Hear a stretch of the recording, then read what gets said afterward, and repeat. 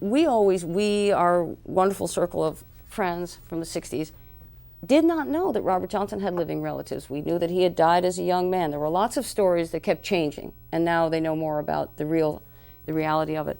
But what we understood in the 60s is that he died as a young man, whether he was poisoned, we weren't sure. There were some shifting stories about the end of his life. He had recorded one record, Robert Johnson, King of the Delta Blues Singer. We didn't even know about all the outtakes then. We just knew about that one record. That's all we had in hand. We had this LP with a painting on it. We didn't even have a photo. No other music. The man is gone. Nobody is claiming to be his relatives. So we're like, this is really lonely. Look at this genius and his one record, who's really changed the music business, because if you were listening to early rock and roll, you were still hearing like Elmore James and what Muddy Waters started to do with rock and roll when he went electric. You were hearing, you know, all this roots music being contemporized, which is fantastic. That's the way it works. So imagine my amazement and really overwhelming joy when, in the middle of recording this latest Robert Johnson record, someone called me up and said, "Are you sitting down? I just got off the phone with Robert Johnson's grandson, and he wants to talk to you." Now, they knew that I didn't know that there were any living relatives, or they wouldn't have said, "Are you sitting down?" You know. So I was like, "What grandson? What relatives?" I'm like, this is too good to be true. And so now I felt like a very personal part of myself was found. Okay, this is just the way I felt about it. I dialed the phone. I was totally shaking with anticipation and anxiety and joy and all these feelings. And this beautiful voice answered, and I said, and I had nothing planned. I didn't have this scripted. I didn't write anything down. What will you say when Robert Johnson's family answers the phone? You know, I didn't even think about it. I just dialed the phone, and I said these words that later they have never left my mind because they just came out. And I said, "You don't know me, but to me, your family. I feel like I'm meeting long lost kin." And the person on the other end was not put out by what I said, because they could have said, "Excuse me, you know, hello, I don't know you," you know. They could have had that response. There was pure warmth on the other end of the phone, and I was like, "You have to talk to me." I said, I was like at this person's mercy because I cared so much. It was really like, well, this is part of my family somehow. And so he was kind and generous and called me back. He was into something and had to call me back and gave me lots and lots of time. We had this amazing conversation. We had a series of conversations. And he said, you know, maybe you know more about my grandfather than I do at this point. He said, you know, now that's changed because now he runs the Robert Johnson Blues Foundation, and he's like, they're totally up on all this new information about Robert Johnson.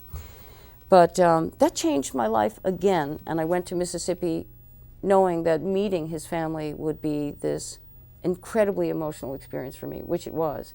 And it was documented by the photographer for that record who came with me and took pictures. So Stephen Johnson told me that he is a minister. He's an elder at the Straightway Ministries Church. And I said, you know, that's interesting. I said, you probably were raised with a stigma about music, blues being the music of the devil. We would go to Reverend Gary Davis's house, and his wife would come in and stop him from playing blues. You know, it was like the devil's music. If you're a reverend, you play God's music. If you're a blues singer, you know, you have no part of that other music. Those are two very separate things. So he said, yeah, you're right. I said, I don't believe blues is music of the devil. Not for a moment. I said, I believe it's anointed, spirit-filled music. And he agreed with that. And so it was like everything that we talked about, we understood what the other one was talking about. And then he said, well, we have this great choir down here. And I'm like, whoa. He said, believe me, it's great. I said, I believe you. I said, you're Robert Johnson's grandson. If you say that you've got a great choir, you've got a great choir. So he came up with the idea that we would do a concert where Johnson's family would introduce me, and I would do the music of Robert Johnson. I mean, that was beyond an honor. I couldn't believe that. So then I called him back and I said, you know, what if we tried this really interesting thing where we said, the Johnsons introduce, I do a set of Robert Johnson, then you bring up your choir, and we call it Down at the Crossroads Blues Meets Gospel, because I always wanted to show the connection between blues and gospel. I mean, Charlie Patton, you name just about any early blues person, and they also recorded gospel. There is just a total marriage, it's seamless marriage between blues and gospel. Okay, so we went on tour with this beautiful concept, Down at the Crossroads Blues Meets Gospel, last summer, and now this summer, summer of 07, in just a week or so, we'll be on another tour. The first night was Wheeling, West Virginia, and we just did the show as we had planned. The second night, I said to Stephen, why don't you preach before the songs? You know, that's what you do.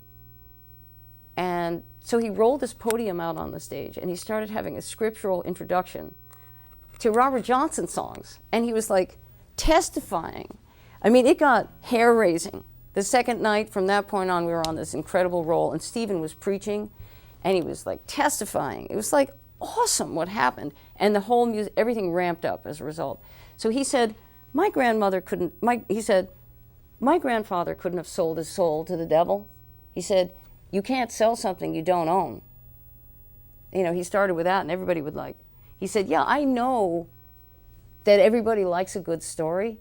They like to sink their teeth into Robert Johnson went down to the crossroads and sold his soul to the devil. He goes, but my grandfather was a man of God. He said, listen to the words he sings. Went down to the crossroad, fell down on my knees, asked the Lord above for mercy.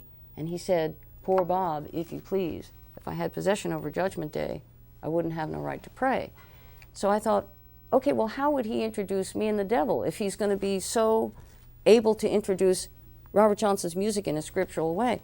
So he had a way, he had this awesome way. He said, when you're anointed, when you're gifted, when you're talented, when you're on a mission, he said, the devil wants to take that away from you. He said, of course you're going to have a hellhound on your trail. I just thought that was the most beautiful perspective.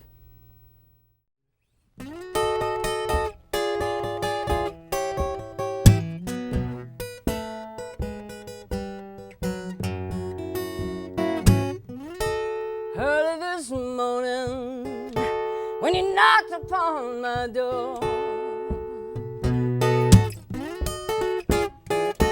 early this morning, ooh, when you knocked upon my door, I sang, hello, Satan, I believe it's time to go.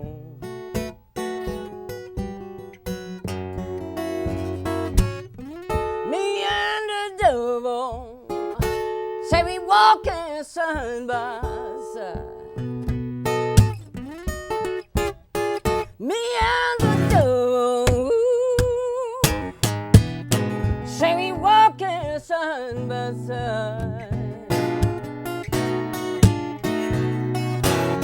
Said I got to love my baby till I get satisfied.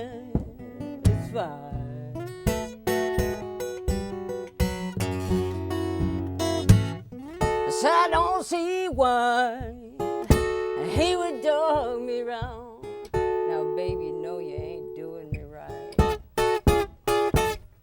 I said I don't see why he would dog me round.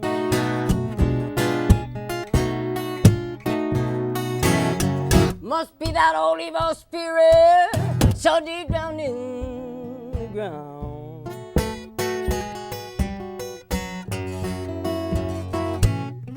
You may bury my body down by the highway side. Now, babe, I don't care where you bury my body when I'm dead and gone. You may bury my body down by the highway side.